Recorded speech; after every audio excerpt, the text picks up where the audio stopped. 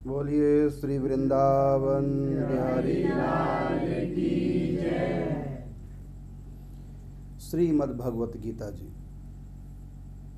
अध्याय 5 श्लोक नंबर 17। भगवान श्री कृष्ण कहते हैं अर्जुन से, अर्जुन तद्बुद्धयः तदात्मनः तन्निष्ठः तत्परायणः गच्छन्ति अपुनरावृत्तिं ज्ञान निर्धूत कल्मषः। भगवान श्री कृष्ण कहते हैं कि अर्जुन, जिसका मन तद्रूप हो गया है, जिसकी बुद्धि तद्रूप हो गई है, उसकी आत्मा भी तद्रूप हो गई है, वो सच्चिदानंद घन को प्राप्त करके परम शांति को प्राप्त कर लेता है निष्पाप होकर के। इसका अर्थ क्या है? जैसे कि मैं बता चुका हूँ, भगवान श्री कृष्ण तीसरे अध्याय से दो निष्ठाओं के बारे में बोल रहे हैं अर्जुन को, क्योंकि अर्जुन ने प्रश्न किया था कि आप कभी ज्ञान अर्थात सांख्य योग तो कभी कर्मयोग अर्थात भक्ति योग, ये मिले जुले से वचन कह रहे हैं। मैं समझ नहीं पा रहा हूं कि मेरे लिए क्या उचित है। तो भगवान ने कहा कि लोकेस्मिन् द्विधा निष्ठा पूरा प्रोक्ता मया नगः ज्ञान योगेन सांख्यानाम कर्म योगेन योगिनाम। ये तीसरा अध्याय श्लोक नंबर 3। तो यहाँ भगवान कहते हैं कि ये दो प्रकार की निष्ठाएं हैं, अर्थात दो प्रकार के भाव हैं, या दो प्रकार के रास्ते हैं, या दो प्रकार का मेरा स्वरूप है। दो प्रकार के मेरे स्वरूप को प्राप्त करने के लिए दो प्रकार की निष्ठाएं चाहिए, दो प्रकार के मार्ग, ये दोनों अलग अलग हैं। और एक जीव दो मार्गों पर एक साथ नहीं चल सकता। दोनों मार्ग मुक्ति कराने वाले, दोनों मार्ग जन्म मरण का बंधन छुड़ाने वाले, दोनों मुझ तक आते हैं।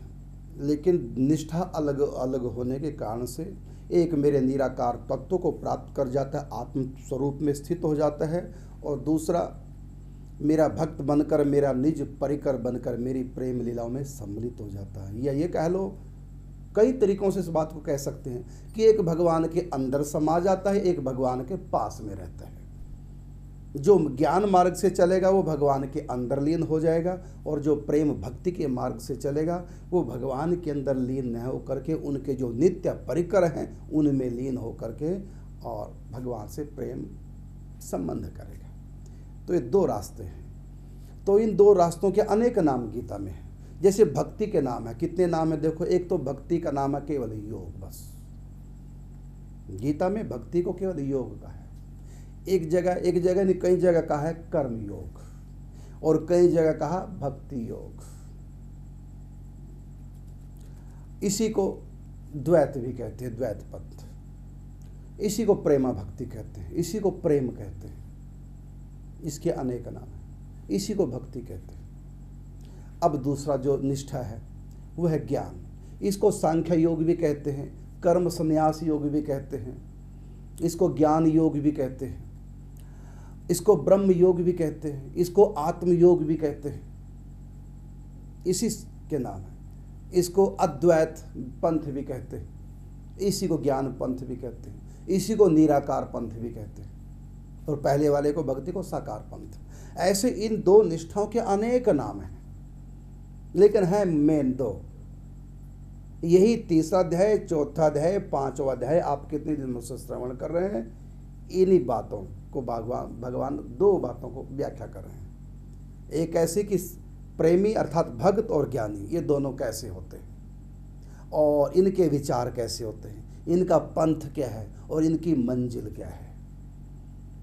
क्योंकि श्री कृष्ण इस समय साकार रूप में है, तो साकार कौन सा है? भक्तों का है, और निराकार किसका है? ज्ञानियों का है। इस प्रकार जब भगवान ज्ञानियों की मंजिल की बात करते हैं, उस समय वो भगवान, वो विभु, वो प्रभु, वो निराकार, वो भगवान, तो वो शब्द का प्रयोग कर देते हैं। और जब भगवान भक्तों के लिए बोलते हैं भक्ति पंथ की बात, फिर वहाँ मैं का प्रयोग करते हैं। तेषाम अहम समुद्धरता मृत्यु संसार सागरात भवामी नचिरात पार्थ मैया वेशित चेतसाम। मैं अपने भक्तों का उद्धार करता हूँ। लेकिन जब ज्ञान पंथ की बात करते हैं, वहाँ भगवान कहते हैं मैं उद्धार नहीं करता, फिर वहाँ वो का करते हैं, वो परमेश्वर किसी के कर्मों का भोक्ता नहीं है, वो परमेश्वर किसी के कर्म में साझेदार नहीं है। तो वो जो परमेश्वर है, इस प्रकार जो भगवान बोलते हैं, वहाँ बोल रहे हैं ज्ञानियों के लिए, और वो परमेश्वर का मतलब निराकार वालों के लिए, निराकार भगवान के, निर्गुण निराकार के लिए। लेकिन जहाँ भक्तों के लिए बोलते हो, क्योंकि दो निष्ठा है, ज्ञान की और भक्ति की। जब भक्ति निष्ठा पे भगवान प्रवचन करते हैं गीता में, और किसी भी अध्याय पे ऐसा कोई अध्याय नहीं जिसमें भक्ति योग के ऊपर भगवान ने ना बोला हो और ज्ञान योग के बारे में ना बोला हो। लेकिन समझना इस बात को, कौन सी बात भगवान ज्ञानी के लिए बोल रहे हैं, कौन सी बात भक्त के बोल रहे हैं। तो श्री कृष्ण परमात्मा नहीं, श्री कृष्ण ब्रह्म नहीं, श्री कृष्ण भगवान है। सगुण साकार को कहते हैं भगवान, जैसे कृष्ण, राम, शिव, ये है सगुण साकार, इसको कहेंगे भगवान। और दुर्गा जी कहेंगे भगवती, भगवान का स्त्री भगवती माने शक्ति, उनकी पावर, ये तो भगवान है श्री कृष्ण। अब परमात्मा क्या है, तो श्री कृष्ण है सगुण साकार और परमात्मा है सगुण निराकार, ये परमात्मा। और एक तीसरा रूप भगवान को, कौन सा है, वो है निर्गुण निराकार, उसको ब्रह्म कहते हैं। तो ये जो बीच वाला रास्ता है, ये कई बार भक्ति में आ जाता है, कई बार ज्ञान में चला जाता है, और कई बार इसका स्वतंत्र, ये तीनों बातें इसकी है। ये कह लो कि ऐसा लोटा जिधर की हवा चले उधर ही लुढ़क जाए, कभी इधर कभी उधर, कभी कर्म पे चलता है। तो ये तीन योग हैं, एक एक कर्म, उसमें कोई योग नहीं है, सीधा सीधा कर्म है। उसके बारे में भी गीता में व्याख्या, उसका फल, उसमें जन्म मरण से छुटकारा नहीं होता कर्म से। ये कर्म जब भक्ति योग में मिलता तब ये कर्म योग कहलाता है। लेकिन यहाँ कर्म योग की बात नहीं मैं कर रहा हूँ, सिर्फ कर्म की बात। कर्म दो प्रकार के, पाप और पुण्य। तो एक कर्म का फल है स्वर्ग और सुख, एक कर्म फल का नाम है नरक और दुख। चाहे 84 लाख में हो चाहे मानव भी नरक स्वर्ग दोनों भोगता है, सुख दुख मतलब दोनों भोगता है। ये मानव जो सुख दुख भोग रहा है, ये किसी कर्मयोग का फल नहीं है, ये केवल कर्म का फल है। तो कर्मयोग किसको बोलते हैं, कर्मयोग बोलते हैं भक्ति को, जो परमात्मा के लिए की जाए। जो भी कर्म, हम माँ बाप की सेवा माँ बाप सोच कर करें, मेरे माँ बाप सेवा करनी है, तो ये कर्म है, ये कर्मयोग नहीं, ये कर्म है। इसका फल क्या मिलेगा, अगले जन्म में अच्छे संतान, अच्छे माता पिता, स्वर्ग मिल जाएगा उस समय तक, क्योंकि कर्म है। लेकिन यदि हम माता पिता की सेवा ये सोच करके कर रहे हैं कि इनकी सेवा करने से भगवान प्रसन्न होंगे, तो संबंध हमने भगवान जोड़ दिया, या इनके भीतर ही भगवान है, इनकी सेवा करने से परमात्मा प्रसन्न होंगे। क्योंकि परमात्मा की आज्ञा है कि व्यक्ति अपने कर्तव्यों का पालन करे, ये परमात्मा की शास्त्र की आज्ञा, शास्त्र की आज्ञा परमात्मा की आज्ञा है। तो शास्त्र विहित कर्म है माता पिता की सेवा, और मैं अपने प्रभु को रिझाने के लिए कर रहा हूँ। इस भाव से जो सेवा करता, तो ये भाव कर्म को पैदा नहीं करता, ये भाव करता है पैदा कर्म योग को, और इस कर्म योग से, इसी कर्म योग को भक्ति कहते हैं, और कर्म योग से भगवान की प्राप्ति। लेकिन हम उनको भगवत भाव से न देख करके, भगवत आज्ञा न मानकर, बल्कि मेरे पिता है तो मुझको सेवा करनी है, क्योंकि इन्होंने मुझको पैदा किया, पढ़ाया लिखाया, अपनी सारी संपत्ति का वारिस मुझको बनाया, बनाएंगे, तो मेरा धर्म बनता है, मेरा फर्ज बनता है। ऐसा मान करके जो माता पिता की सेवा करेंगे, वो कर्म योग नहीं है, वो केवल कर्म है। और कर्म का फल स्वर्ग आदि है, अच्छे कर्म का फल, पाप कर्म का फल नरक आदि है, और अगले जन्म में अच्छा मिलेगा परिवार, बुरा किया तो बुरा मिलेगा परिवार। तो ये कर्म है, लेकिन ये कर्म योग नहीं। तो यहाँ भगवान ने कर्म के बारे में बताया, पाप पुण्य की परिभाषा, फिर कर्म योग। मेन तो उद्धार करने के लिए दो ही रास्ते हैं, कर्म का रास्ता उद्धार करने के लिए नहीं है, वो है कर्म योग। कई लोग कहते हैं जो नहीं जानते हैं गीता को, जिन्होंने संतों का संग नहीं किया, वो कहते हैं गीता कर्म को उपदेश करते, अपने कर्म करने चाहिए। लेकिन ये जानते नहीं कर्म है क्या। माँ बाप की सेवा करना ये कर्म है, और भगवत भाव से करेंगे तो कर्म योग है। तो कर्म करने से आवागमन से छुटकारा नहीं, कर्म योग का आचरण करने से ही जन्म मरण से छुटकारा, मुक्ति की प्राप्ति होगी। तो यहाँ भगवान, क्योंकि ये अध्याय है कर्म संन्यास योग नाम है, पंचम अध्याय है ये कर्म संन्यास योग। मतलब सांख्य योगी कैसा है। सांख्य योग की चर्चा दूसरे अध्याय में की, तीसरे में कर्म योग की चर्चा की है, और फिर चौथे में कर्म और संन्यास दोनों की, और पांचवें में केवल संन्यास कर्म योग की व्याख्या भगवान ने की। है सारा कर्म का ही।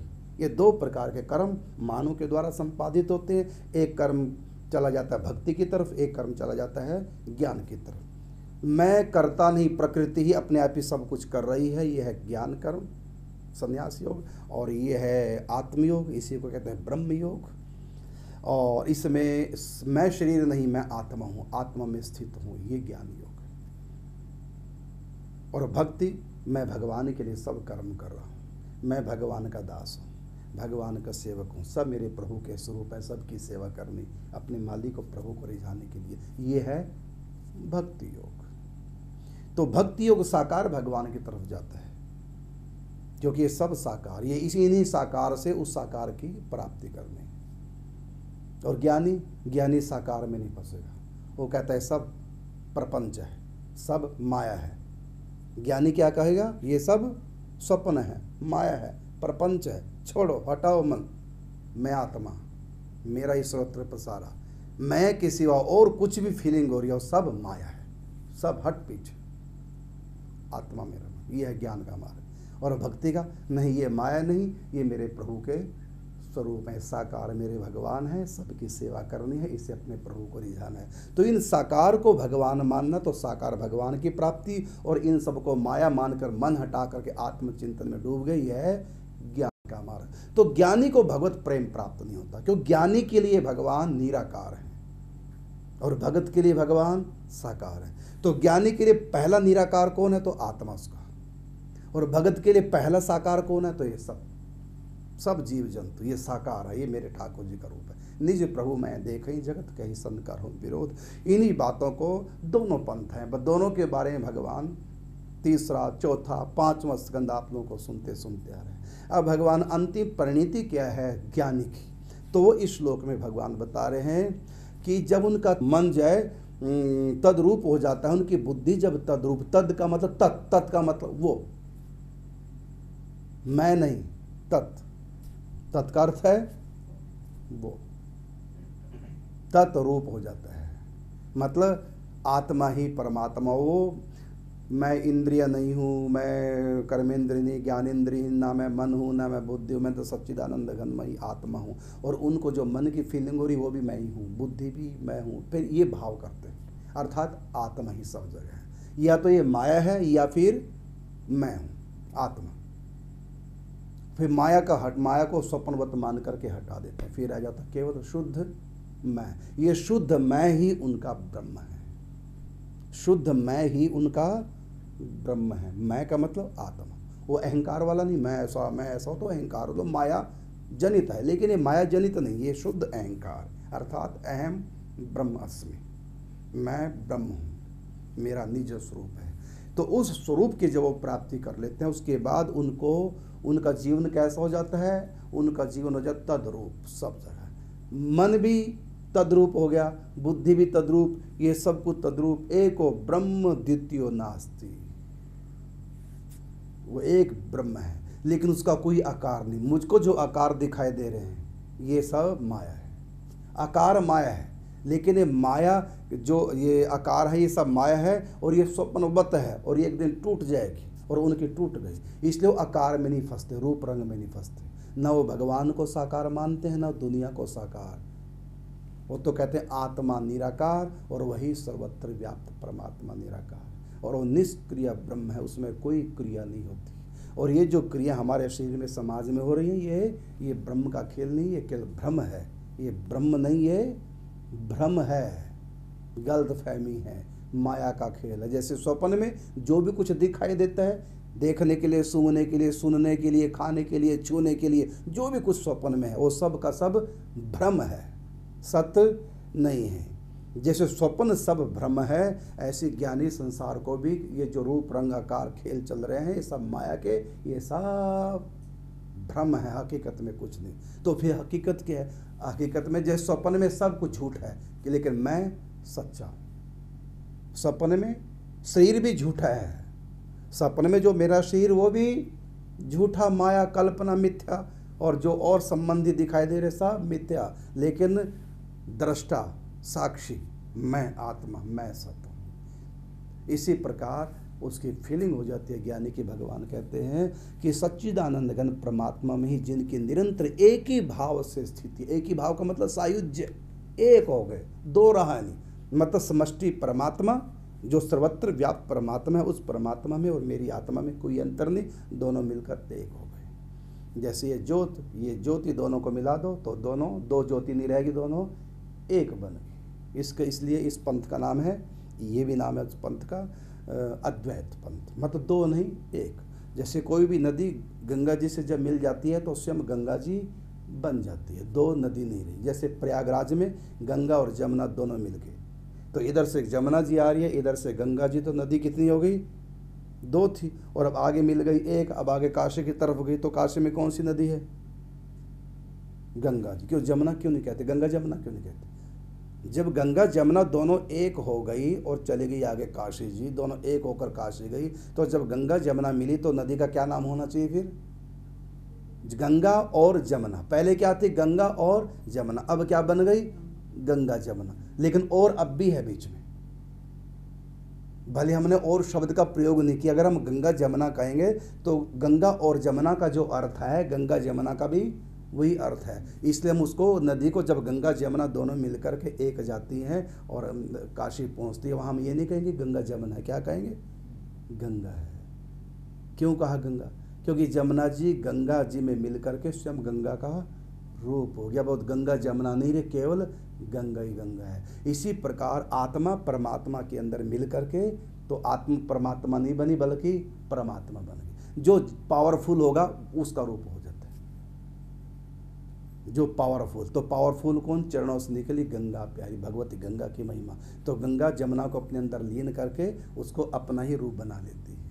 इसी प्रकार परमात्मा जो हो आत्मा को अपने अंदर लीन करके, कौन सी आत्मा को? जो ज्ञान मार्ग से पवित्र हो चुकी है। ज्ञान मार्ग से जो पवित्र हो चुकी है, वो आत्मा को अपने अंदर लीन करके तो उस आत्मा को भगवान परमात्मा बना देते हैं, मैं अपना रूप दे देते हैं। यह है ज्ञान का पंथ। लेकिन अपने अंदर जो लीन करते हैं भगवान श्री कृष्ण नहीं करेंगे, निराकार परमात्मा, क्योंकि आत्मा भी निराकार और परमात्मा भी निराकार। तो निराकार निराकार दोनों मिलकर के एक हो गए। ये तो रही ज्ञानी की बात। भगवान ने ज्ञानी की चर्चा की, इसलिए भगवान यहाँ कहते हैं कि जिसका मन तद्रूप हो रहा है, जिसकी बुद्धि तद्रूप हो रही है, और जो सच्चिदानंद घन परमात्मा में जिनकी निरंतर एक ही भाव से स्थिति है, ये जीते जी भी होती है, एक ही भाव से स्थिति है, ऐसे तत्परायण पुरुष ज्ञान के द्वारा पाप रहित होकर के अपुनरावृत्ति को अर्थात परम गति को प्राप्त हो जाते हैं, अर्थात जन्म मरण से छुटकारा हो गया। इस श्लोक में भगवान बता रहे हैं कि वो तत्परायण, तत् का मतलब होता है उसके प्रायण। अब भगवान अपने ये नहीं कह रहे मेरे प्रायण हो गया, तत्परायण हो गया, उसके प्रायण हो गया। अब उसके क्यों कहा भगवान है? जब निराकार भी स्वयं है, साकार भी स्वयं है, तो क्यों कहा? तो भगवान कहते हैं मेरे दो रूप हैं, क्योंकि इस समय साकार भगवान बोल रहे हैं, इसलिए ज्ञानी के लिए क्या करें? उस परमात्मा के प्रायण हो गया। तो अनजान लोग क्या कहेंगे? इसका मतलब श्री कृष्ण परमात्मा नहीं, और सच्ची बात है, श्री कृष्ण परमात्मा नहीं, श्री कृष्ण भगवान है। समझना, परमात्मा के देखो, धूप कभी सूर्य हो सकती है, जबकि सूर्य धूप दोनों एक ही तत्व है। सूर्य और धूप दोनों एक है, सूर्य से ही धूप की सत्ता है। तो सूर्य कह रहा है साकार सूर्य है, निराकार धूप है, तो साकार श्री कृष्ण है, और उसी का दिव्य प्रकाश सर्वत्र जो व्याप्त है वही निराकार भगवान है। तो यहाँ सूर्य कह रहा है कि जो उस धूप में जाएगा, उसका जो धूप के उस प्रायण हो गया, धूप के प्रायण हो गया, वो सर्दी से बच जाएगा। हो गया ना? सूर्य भी तो कहेगा ना, ये तो नहीं कहेगा मैं धूप, क्या कहेगा? उस धूप में जाओ, सर्दी से बच जाओगे। जबकि धूप है कौन? अरे सूर्य ही तो धूप है उसी का तो है सब खेल। इसी प्रकार जो निराकार परमात्मा वो भी श्री कृष्ण है। धूप कौन है? सूर्य ही धूप बना है, धूप कोई अलग से नहीं आई, कोई अलग तत्व नहीं, सूर्य ही धूप है। इसी प्रकार निराकार ही साकार है, साकार ही निराकार है। तो जब भगवान यहाँ निराकार के बारे में बोलते हैं तो वहाँ तत् शब्द का प्रयोग करके वो कभी ईश्वर कह देते हैं निराकार को, कभी विभु कह देते हैं, कभी प्रभु कह देते हैं। और जब भगवान के साकार की बात आती है, भक्ति की जहाँ बात आती है, वहाँ ये शब्दों का प्रयोग नहीं, वहाँ तो मैं का प्रयोग करते हैं। प्रेम तेषाम अहम समुद्धरता मृत्यु संसार सागरात भुआमी नचिरात पार्थ मैया वेशित चेतसाम। तो वहाँ भगवान ने मैं का प्रयोग करते हैं। और जब निर्गुण निराकार या सगुण निराकार की बात आती है, वहाँ ईश्वर का प्रयोग करेंगे श्री कृष्ण। वो ईश्वर, जैसे ईश्वर है सर्वभूतानाम हृदय से अर्जुन तिष्ठति, हे अर्जुन वो ईश्वर सबके भीतर बैठा है। ये किसके लिए प्रयोग किया भगवान ने? निराकार भगवान के लिए, सगुण निराकार के लिए ये शब्द का प्रयोग किया। और जहाँ साकार की बात करते हैं, वहाँ भगवान अहम अपनी बात। अब देखिए, आपको उस दिन बताया था गीता में ही, इसी 5वें अध्याय में, कि भगवान ने कहा मैं कुछ भी, माने वो विभु प्रभु, वो प्रभु किसी के कर्मों का साक्षी नहीं, वो तटस्थ है, वो निष्क्रिय ब्रह्म है, वो किसी को कुछ नहीं कहता, उसमें कोई गुण नहीं, वो निर्गुण है।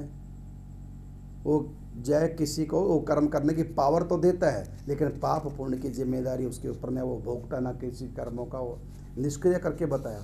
और देखो वहाँ तो कह दिया प्रभु का बात, प्रभु की। और अगले आगे देखो, इसी अध्याय में भगवान यहाँ कहते हैं, वहाँ तो कहा कि कुछ नहीं करता वो प्रभु, कुछ भी करता नहीं, वो भोगता नहीं किसी के कर्मों को, वहाँ तो कह दिया।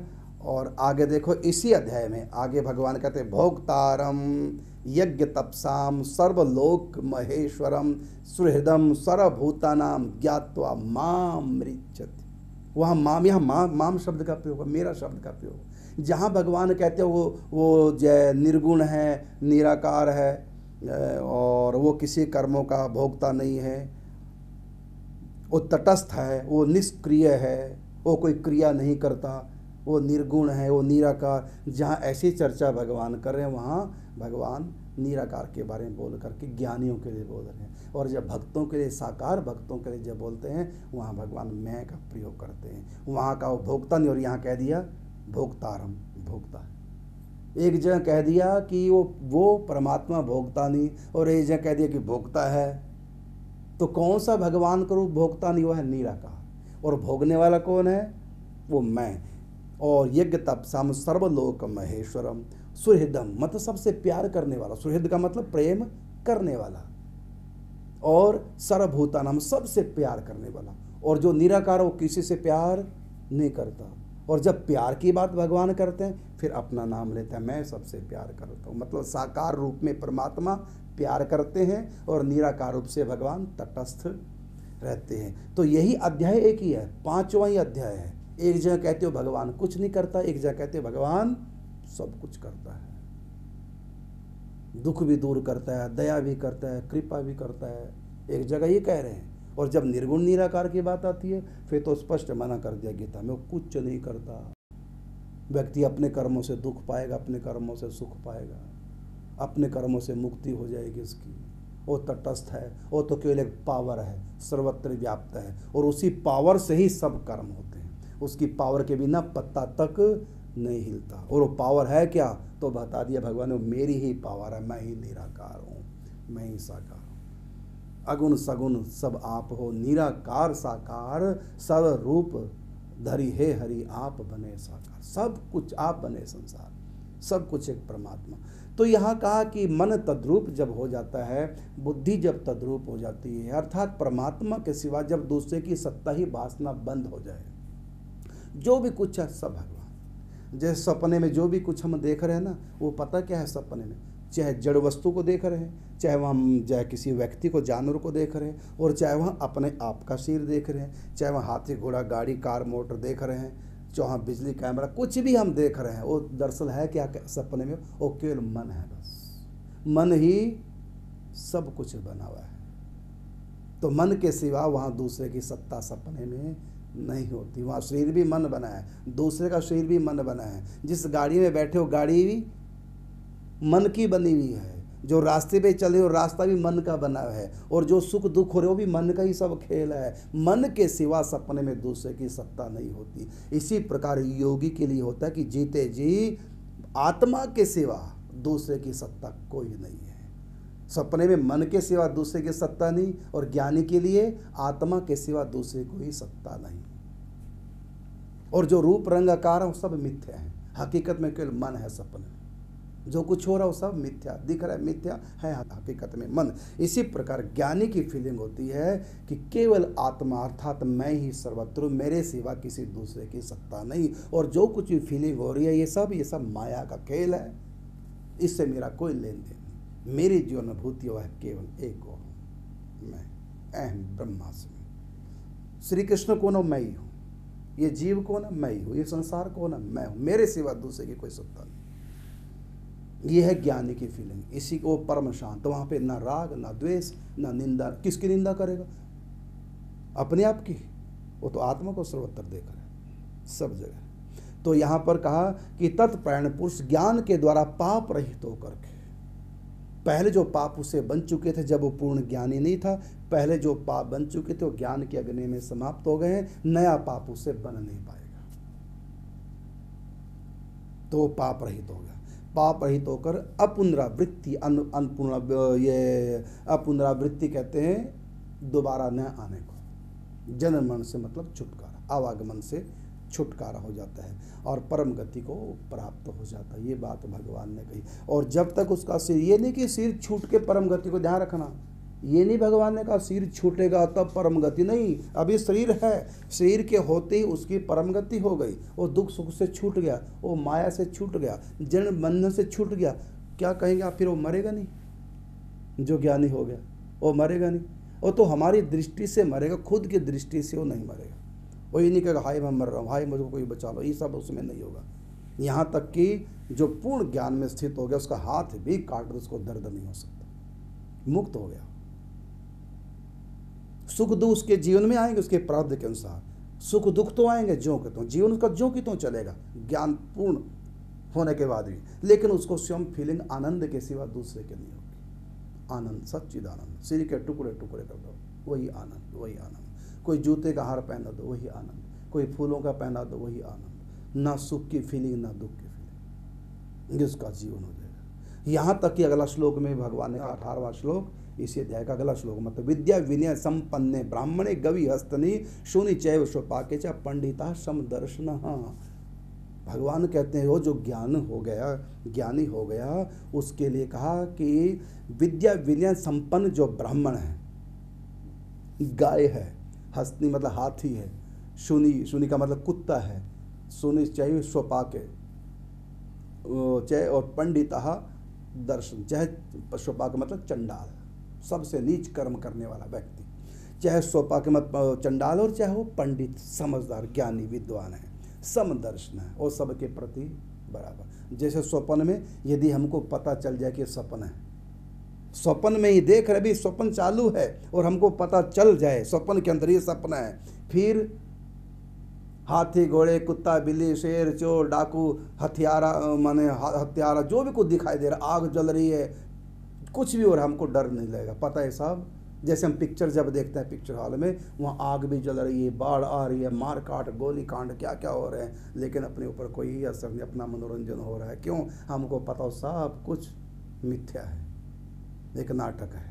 इसी प्रकार ज्ञान होने के बाद यहाँ सब कुछ उसके आगे अच्छा बुरा सब कुछ होगा, लेकिन वो सब में समदर्शी रहेगा। जैसे हम पिक्चर में चाहे मार धाड़ चल रही है, चाहे आग लगी है, चाहे बाढ़ आई है, सब में हम बराबर आनंद ले रहे हैं, समदर्शी हैं। समझ गए ना? इसी प्रकार भगवान कहते हैं जब ज्ञान हो गया, यानी कि मरने के बाद उसको परम गति को जीते जी, अभी जीवन है, जी रहा है, सुख दुख भी आ रहे हैं, मतलब पिक्चर हम देख रहे हैं, उसे मार काट भी चल रही है, प्रेम की बातें भी चल रही हैं, दुश्मनी की भी चल रही हैं, बाढ़ भी आ रही, कहीं आग लग रही, क्या क्या सीन दिखाए गए हैं, लेकिन हमारी सेहत पे कोई असर नहीं होने वाला, क्योंकि हमको पता है यहाँ कुछ नहीं, खाली यहाँ लाइट है और एक पर्दा लगा और कुछ नहीं है।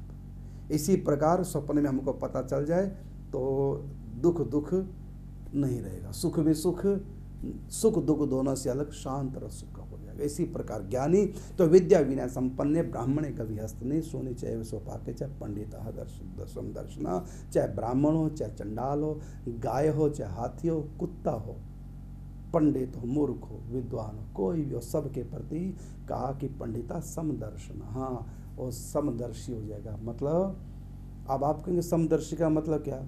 वो हाथी की सवारी करे क्या कुत्ते की भी कर लेगा? वो गाय को तिल करेगा क्या कुत्ते को भी तिल करेगा? वो श्रेष्ठ ब्राह्मण का पूजन करेगा क्या निकृष्ट का भी करेगा? सब में बराबर हो जाएगा, एक समान मान लेगा सबको। तो यहाँ लिखा क्या है? भगवान की वाणी है समदर्शना, समवर्ती नहीं कहा भगवान ने, समदर्शी कहा। वो समदर्शी बनेगा, समवर्ती नहीं। जैसे पूरा शरीर हमारा है, हाथ किसके? हाथों के प्रति मेरा जितना प्रेम है उतनी प्रेम पाँव के प्रति, उतनी प्रेम मुंह के प्रति, सारे शरीर में बराबर प्रेम है ना मेरा। अब हो गया मैं समदर्शी, इसलिए करंट ना लग जाए कहीं भी अंग को, गर्मी ना लगे किसी अंग को, और सर्दी ना लग जाए तो पूरे शरीर पे मैं ममता करूँगा। बराबर है मेरा सब शरीर के ऊपर, लेकिन व्यवहार एक जैसा नहीं। पाँव छू गया, हाथ से पाँव छू दिया तो हाथ धोऊंगा, कुल्ला किया तो हाथ धोऊंगा, हो गया ना अलग अलग व्यवहार। और देखो ऐसे कर लूँगा हाथ धोने की जरूरत नहीं, ऐसे कर लिया हाथ धोने की जरूरत नहीं। नाभि के नीचे के अंग छू लिए तो फिर हाथ धोने पड़ेंगे पूजा करते समय। शरीर तो मेरा है बराबर, तो मेरापन बराबर है पूरे शरीर में, लेकिन व्यवहार अलग अलग है। व्यवहार एक जैसा नहीं हो सकता, व्यवहार अलग अलग है। पाँव से मैं जो व्यवहार करूंगा वो हाथ से नहीं करूंगा। कोई गंदी चीज अगर हमको उठानी तो हाथ से ना उठा के पाँव से खिसका देंगे। हाथ क्यों नहीं लगा रहे इसको, पाँव से क्यों कर दिया? तो पाँव भी मेरा, हाथ ही मेरा, भी पाँव से क्यों? इसका मतलब मेरापन हाथ से पाँव से बराबर है, हम समदर्शी हैं, लेकिन समवर्ती नहीं, अलग अलग व्यवहार करेंगे। जूता पाँव में डालेंगे, सिर पे नहीं। सिर पे टोपी, तो सिर हमारा जूते से डरता है, हाय सिर पे जूते ना पड़े, और पाँव हमारा जूतों से डरता नहीं, वो तो कहता है बढ़िया जूता है और मैं पहनूं। नहीं तो सिर पे हमने टोपी रखी, इज्जत हो गई, और ये टोपी पाँव के नीचे आ गई तो बेइज्जती हो गई। तो देखो व्यवहार अलग अलग हो गया। समवर्तन, हम सूंघेंगे तो नाक से कान से कैसे सूंघ लेंगे, खाएंगे तो मुख से आंखों से कैसे खा लेंगे? जो व्यवहार मुख से करें आंख से नहीं कर सकते। तिल का माथे पे लगाएंगे, गाल पे कैसे लगा लेंगे? समझ गए ना? तो व्यवहार हम अपने शरीर से समता बराबर है, समदर्शी है, लेकिन समवर्ती नहीं। इसी प्रकार ज्ञान होने के बाद तो भगवान कहते हो समदर्शना, पंडिता समदर्शना, वो समदर्शी बन जाएगा, सबको बराबर देखेगा। अब सब में क्या देखता हो? आत्मवत सर्वभूतेषु, ये है ज्ञान की चरम अवस्था। आत्मवत सर्वभूतेषु, ये ज्ञान की चरम अवस्था। और भक्ति की चरम अवस्था क्या है? वासुदेव सर्वमिति, सब श्री कृष्ण है, ये है भक्ति की पूर्णाहुति, पूर्णता भक्ति की। सब श्री कृष्ण है, सब भगवान है, ये है भक्ति। और सब मैं हूँ, आत्मा ही है और कुछ नहीं है, ये है ज्ञान। तो यहाँ जय कहते हैं कि विद्या विनय संपन्ने ब्राह्मणे गविहस्तनी शूनि चैव सोपाके च पंडिता समदर्शन है। तो जो ज्ञानी है वो समदर्शी हो जाएगा। समदर्शी तो भक्त भी है, भक्त और ज्ञानी दोनों समदर्शी हैं, क्योंकि ज्ञानी देखेगा आत्मा को आत्मोत्सर्वभूतेषु, तो एक ही तत्व देख रहा है सब जगह, समदर्शी। और भक्त क्या देखते हैं? वासुदेव सर्वमिति यो माम पश्यति सर्वत्र, वो श्री कृष्ण को सर्वत्र देख रहा है, और एक आत्मा को सब जगह देख रहा है, माने अपने आप को सब जगह देख रहा है, और एक परमात्मा को सब जगह। तो दोनों ही समदर्शी। श्लोक दोनों के लिए है, ज्ञानी के लिए भी, भक्त के लिए भी। तो जीते जी भक्त भी यही भाव करेगा, सब मेरे प्रभु के रूप में, सिया राम मैं सब जग जानी, करहूँ प्रणाम जोर जुग पानी। तो सब सिया राम का स्वरूप है, ये भक्त भी कहता है और ज्ञानी भी। ज्ञानी क्या क्या कहेगा? आत्मवत सर्वभूते, सब मेरी आत्मा। ज्ञानी का प्रवचन शुरू होगा, मेरी प्यारी आत्मा, मेरी आत्मा, तुम अलग नहीं हो।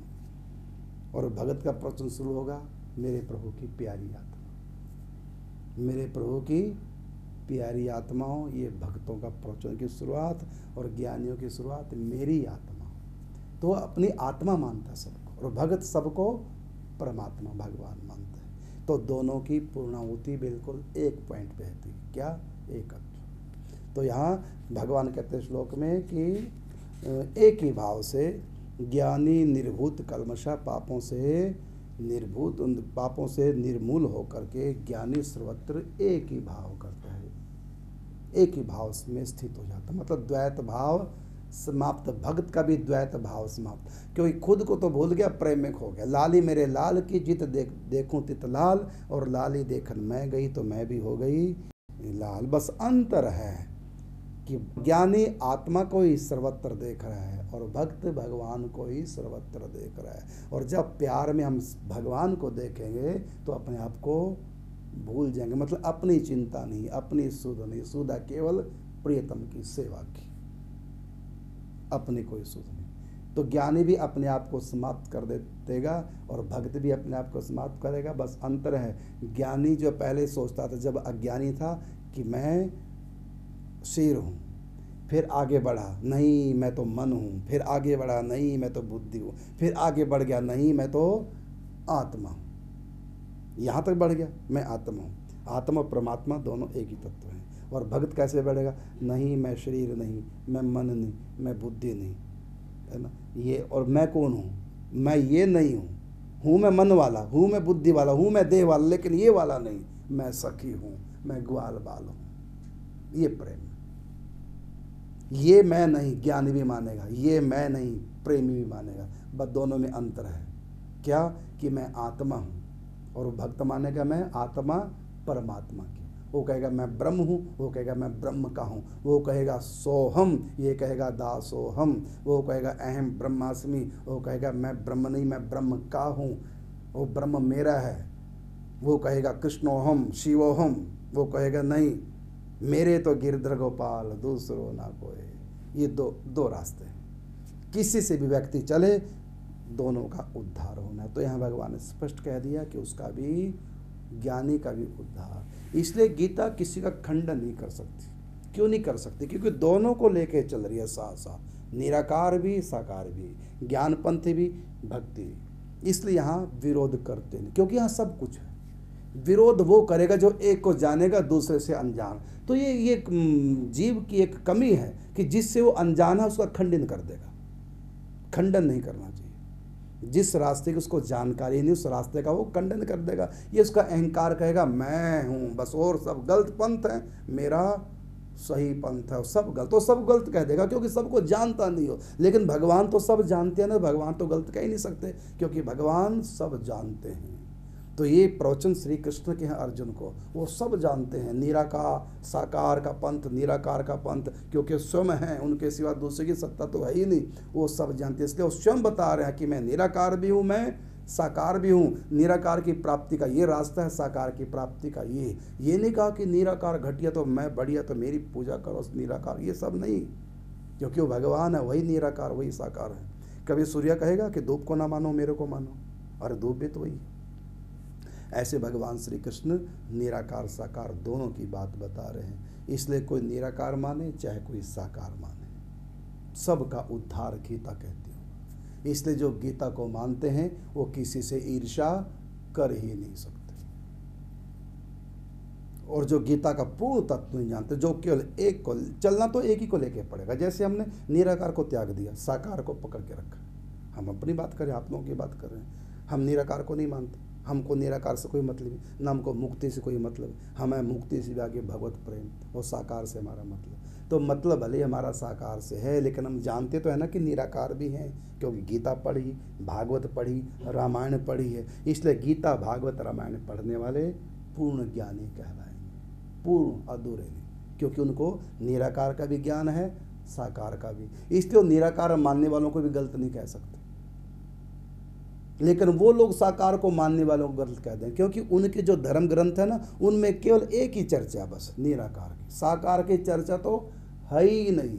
इसलिए उनके जो अनुयायी हैं वो केवल निराकार को मानते हैं। फिर वो सोचते कि हमारे गुरु जी निराकार कहते हैं, इसका मतलब निराकार ही होते होंगे, फिर साकार होते नहीं। और ये जो मंदिरों में मूर्ति पूजा करते हैं साकार की, इसका मतलब गलत है, इसका मतलब ये गलत है। ऐसा क्यों कह रहे हो? क्योंकि उनके पास उतना ही ज्ञान है, बस उस ज्ञान के अनुसार तो फिर हम लोग गलत हैं। इसलिए हम उनको ये ना कहें कि तुम झूठ बोल रहे हो, नहीं, हम कहने की आवश्यकता नहीं, क्योंकि उनको उतना ही पता है। इसलिए वो लोग ठीक है भाई, जिसको जितना पता हो उतनी बात कर रहे हैं, उतना वो ठीक है। जैसे मेरे को 5 का पढ़ा और 5 नंबर तक आता है, 5 दूनी 10, 5 3 15, 5 चौके 20, 5 5 25। आगे मुझको आता नहीं। तो 25 तक आ गया मुझको, मैंने 5 तक आ गया, इसका मतलब यहाँ तक तो मैं ठीक हूँ ना, आगे भले मैं नहीं जानता। इसी प्रकार वो जितना उनके गुरु ने ज्ञान दिया, जितना उनके ग्रंथों में एक बात है, एक संप्रदाय की बात है, इससे दूसरे का खंडन कर देंगे। लेकिन जो सच्चे हिंदुओं किसी धर्म का खंडन क्यों नहीं कर पाते? क्योंकि कहीं गीता में है ही नहीं खंडन, ना निराकार का, ना साकार का, भागवत जी में कहीं खंडन नहीं, और रामायण में कभी खंडन नहीं, किसी भी कभी। उनके यहाँ खंडन मिल जाएगा। क्यों खंडन मिल जाएगा? क्योंकि उनको एक नॉलेज है, बस एक रास्ते का। इसलिए सचमुच में जो गीता पढ़ता है वो कभी किसी धर्म संप्रदाय का खंडन कर ही नहीं पाएगा। हाँ, रीति रिवाजों का खंडन कर सकता है, और रीति रिवाज अलग हैं। कोई नाम जप करेगा, कोई चिंतन करेगा, कोई कीर्तन करेगा, ये रिवाज हैं, ये अलग अलग हैं सबके, ये तो अलग चीज़ें हैं। लेकिन मूल में जो रास्ते हैं निराकार और साकार के, ज्ञान का और भक्ति का, ये 2 ही रास्ते हैं, और दोनों रास्ते सत्य हैं, झूठ नहीं है। इसलिए कोई परमात्मा को निराकार कहे उसको भी प्रणाम, और कुछ जो साकार को मानते हैं उनको तो है ही है प्रणाम। इसलिए सनातन धर्म में जो पैदा हो गए, सनातन धर्म के संतों का संग करते हैं। सनातन धर्म मूल जो ग्रंथ हैं, जो अनादिकाल से सतयुग से प्रारंभ ग्रंथ हैं, इन ग्रंथों को जो पढ़ता है, पुराणों को जो पढ़ता, आप कहेंगे गीता तो सतयुग का ग्रंथ नहीं। आप गीता उठा के पढ़ो, सतयुग का ग्रंथ है। गीता उठा के पढ़ो, ये ग्रंथ सतयुग का है। अभी देखो, आपको बताता हूँ, देखो भागवत में भगवान कहते हैं कि भगवान बोले, गीता का 3रा अध्याय 30 नंबर श्लोक, लोकेस्मिन् द्विधा निष्ठा पूरा प्रोक्ता मया नघा, ज्ञान योगेन सांख्यानाम और कर्म योगेन योगिनाम। तो भगवान कहते हैं कि हे निष्पाप अर्जुन, इस श्लोक में 2 प्रकार की निष्ठा मेरे द्वारा पहले कही गई थी। पहले कही गई थी, माने अब नहीं, पहले कब? तो 4था अध्याय पढ़ो फिर आप इसके बाद। तो वहाँ कहते हैं कि मैंने ये योग सूर्य को दिया था, सूर्य ने अपने पुत्र मनु को सुनाया, मनु ने फिर इक्ष्वाकु, है ना। तो आगे होता ये योग ऋषियों तक पहुंचा, लेकिन फिर योग लोग भूल गए रजोगुण में फंसकर। अब दोबारा से वही मैं अब तुमको सुना रहा हूँ, जो मैंने सतयुग में सुनाया था वही योग मैं तुमको अब सुना रहा हूँ।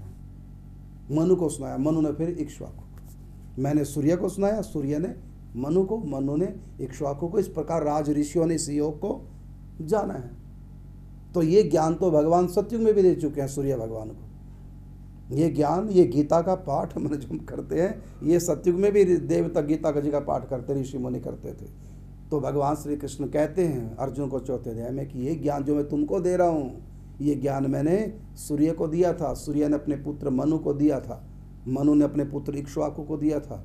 और इस प्रकार ये राज ऋषियों से पीढ़ी दर पीढ़ी योग चला आ रहा है, लेकिन बीच में लुप्त हो गया, इसलिए अब दोबारा से मैं इसको दे रहा हूँ। तो ये गीता ग्रंथ कब का है? सतयुग का है। ऐसी गोस्वामी तुलसीदास ने रामायण लिखी, ये आज से 500 साल पहले नहीं लिखी, ये सतयुग की रामायण है। स्वयं लिखा रामायण में कि शंकर जी, इसका नाम है रामचित मानस, जो शंकर जी के मन में थी। इसी राम कथा को पार्वती को सुनाते हैं, यही राम कथा शंकर जी ने नरहरिदास जी को सुनाई, शंकर भगवान ने प्रकट होकर के, और ये कहा था कि इस कथा को तुलसीदास को सुनाना। तो शंकर जी ने सतयुग में जो कथा थी शंकर जी के पास, पार्वती को सुनाते थे, वही कथा नरहरिदास जी को सुनाई शंकर जी ने, और नरहरिदास जी ने शंकर जी के कहने से तुलसीदास जी को सुनाई, और तुलसीदास जी ने वही कथा चौपाइयों में लिख दी। पहले संस्कृत में लिख रहे थे, शंकर जी ने कहा नहीं, हिंदी में, उसमें भाषा में लिखो। तब उन्होंने भाषा ग्रंथ में लिखी, संस्कृत छोड़ दी। तो जब वो संस्कृत में लिखते थे, शंकर जी चुरा लेते थे, हर रोज लिखते थे, सुबह गायब कागज। ये होता क्या है? तो अंत में भगवान ने कहा नहीं, जो तुमको उपदेश मिला हमारा कि ग्रंथ लिखो, वो ग्रंथ संस्कृत में नहीं लिखना, भाषा में करो, भाषाबद्ध करो। तब चौपाइयों में, भाषाओं में लिखा, और तब ये ग्रंथ छपा। तो ये हमारा जो रामचरितमानस, मत सोचो कि ये 500 साल पहले का ग्रंथ है। 500 साल पहले का, ये भी सतयुग का ग्रंथ है। हमारे सारे ग्रंथ अनादि ऋषि मुनियों से चले आ रहे हैं। फिर ये कागजों में तो अब छपने लगे जब से ये प्रेस आई है। इससे पहले छपने की आवश्यकता भी नहीं थी, मनों में थे सब, ताड़पत्र पर लिखते थे, नहीं तो इससे पहले मन में थे। ये ग्रंथ सब अनादि हैं। तो ये ज्ञान जो गीता का है, ये अनादि सतयुग से, तो ये जितने भी ज्ञान है हमारे सनातन धर्म के पास, ये सब सत्युग से और पूर्ण ज्ञान है। निराकार साकार हजारों रास्ते हैं परमात्मा को प्राप्त करने के लिए, लेकिन वो सब रास्ते इन दो के बीच में आ जाते हैं। एक ज्ञान का पंथ, एक भक्ति का पंथ, इसी के अंतर्गत सारे रास्ते हैं।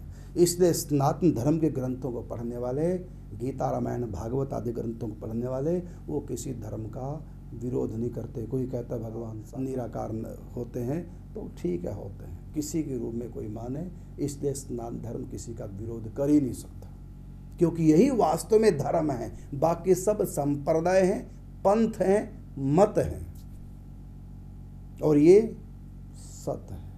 इसलिए हम लोग सब भाग्यशाली हैं, सनातन धर्म में पैदा हुए हैं, सनातन धर्म के संतों का संग करते हैं और सनातन धर्म को अपना करके उसके अनुसार साधना करके पूर्णता को प्राप्त होते हैं। क्योंकि हम किसी का विरोध नहीं करते। क्यों नहीं करते? क्योंकि हमारे ग्रंथों में है ही नहीं, और उस समय तो धर्म संप्रदाय थे ही नहीं। जितने इस कलयुग में धर्म संप्रदाय हैं, जब गीता का प्रवचन भगवान श्री कृष्ण ने किया था उस समय किसी धर्म का संप्रदाय का नाम ही लिया था, है ही नहीं। उस समय था ही नहीं कोई धर्म संप्रदाय। वेदों में किसी धर्म संप्रदाय का नाम नहीं, गीता जी में, भागवत जी में, क्योंकि उस समय धर्म संप्रदाय थे ही नहीं। सब बाद में मत हैं, असली तो सतयुग से चला रहा है। यही सत संप्रदाय है। इन्हीं ग्रंथों का आश्रय लेकर के व्यक्ति को आगे बढ़ना चाहिए, क्योंकि इन ग्रंथों को मानने वाला किसी पंथ का विरोध नहीं करेगा, वो कट्टर नहीं हो सकता, किसी मतांतर से लड़ेगा नहीं, झगड़ेगा नहीं, क्योंकि उसको सब जगह एक ही तत्व दिखाई देता, सब मेरे प्रभु के स्वरूप हैं। धर्म न सिखलाता है बैर, सब हैं अपने कोई न गैर। शेष कल। जय श्री राधे, जय श्री कृष्ण।